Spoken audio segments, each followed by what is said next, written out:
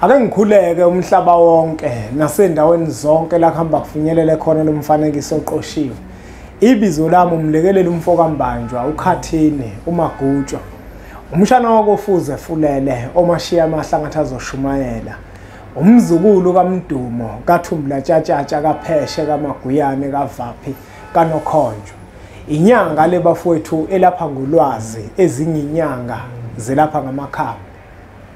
Kunabantu esebeke bangibuza ukuthi punga yesintu ngoba wena uyiNazaretha nje uphinde ube inyanga futhi nginyanga mina elapha ngolwazi ezinye zilapha ngamakhaya.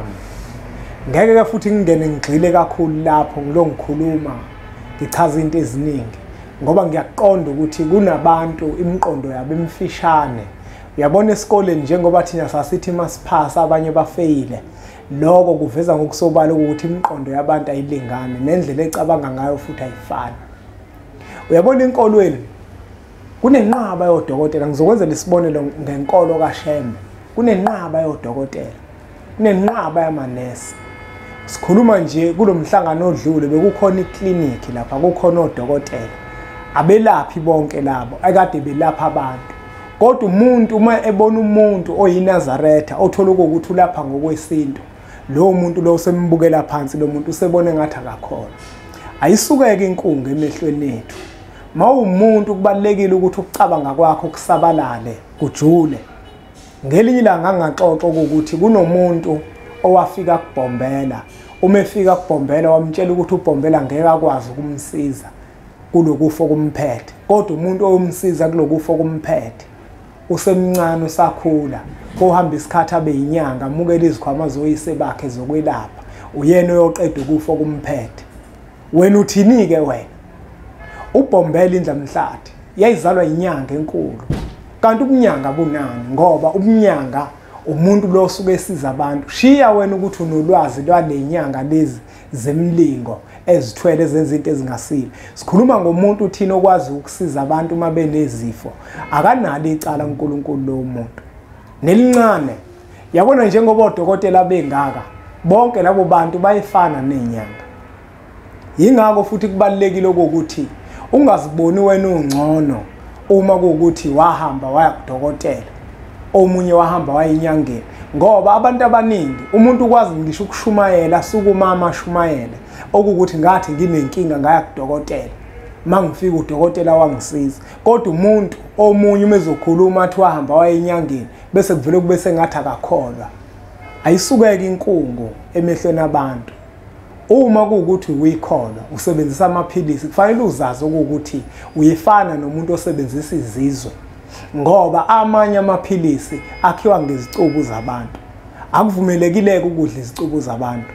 Le mithi yesilungu ukuthi iyona isiguquliwe yafaka ushukela yamnandi yakhiwe ngamakhambi. Thina abantu abampisholo sihlanganisa amakhambi siwadle thina enjalo ibaba injalo. Musa ke wena ukuzibona ngathi ungcono ngoba nakuya kodokotela. I-medical aid onayo eyami, i-medical aid. Waba ne-medical aid kungani ungathandazi kuphela? I-medical aid eyani uyofunani kodokotela? Ngoba odokotela nabo babelaphi. Odokotela badala umkhulu omkhulu, yena owadala ukuthi bayoba khona odokotela. Nenyanga ngokunjalo. Ukhumbule ukuthi ngezikhathi zasendulo okhokho bethu babekade bekhona beyigaya imithi, bewagaya amakhambi bephila isikhathi eside kakhulu. Ubona enkathini namuhla nje sesiphila isikhathi esifishane ingoba silahle indlela yesintu. Amakhambi umkhulu omkhulu ayesidalele wona asawafuni kwana kusithi siyakholwa. Ayikho ke leyo nto ukuthi uyakholwa, inkolo ayingabi ijele kuwe. Umqondo wakho usabalale, kwazi na ukucabanga ngokwakho, ungacatshangelwa inkolo. Ungakhuluma izinto ezokuvimba kusasa.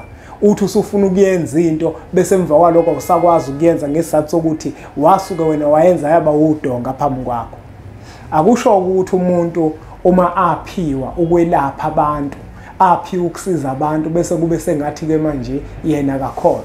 Abantu abaningi bese bangibuze nomunye umbuzo nje obhedayo engidideka ukuthi lo mbuzo lona uyini lo mbuzo abawubuza wona.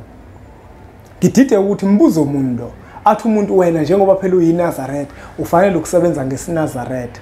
Yini leyo nto le isiNazaretha? Angiyazi mina leyo nto. mina makuthiwa ngiyasebenza kufanele ngisebenze ngesiphiwo sokhokho bami, hayi isiphiwo sakwaShembe. Angiyena phela mina wakwaShembe, kufanele nikwazi ukuthi mina ngwakaNgcobo mina.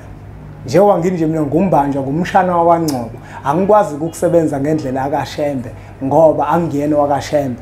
Abantu bakhona kwaShembe abayosebenza ngendlela yakwaShembe, hayi mina.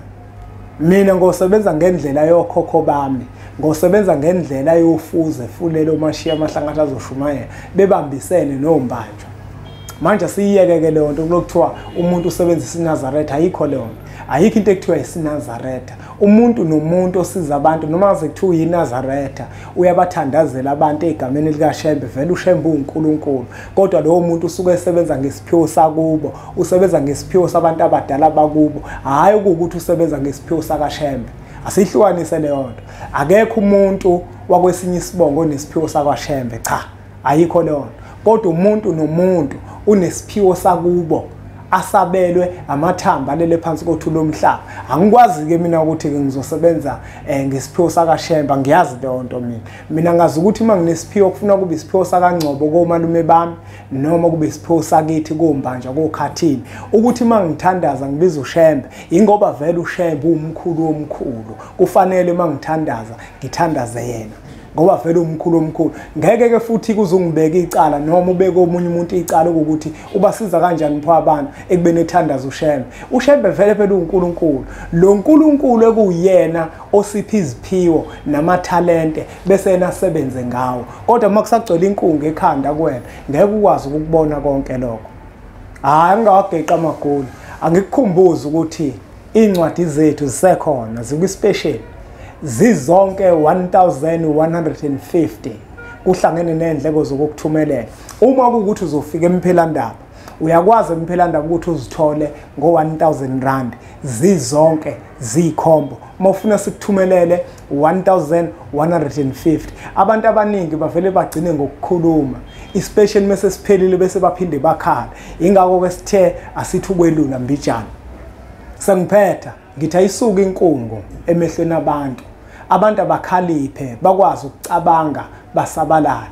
Bayeka abantu ukujaha ukwehlulela abantu ngeziphiwo zabo. Ungayenzi leyo nto.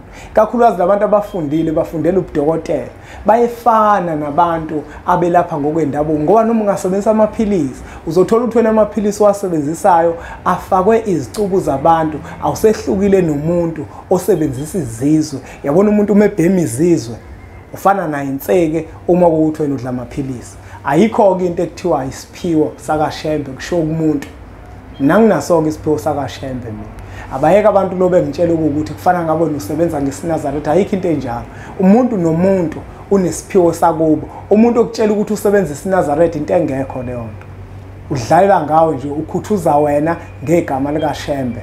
Usebenza ngesiphiwo sakubo, hayi ngesinazaretha, hayi ngesiphiwo sakaShembe. Akekho umuntu onesiphiwo sakaShembe.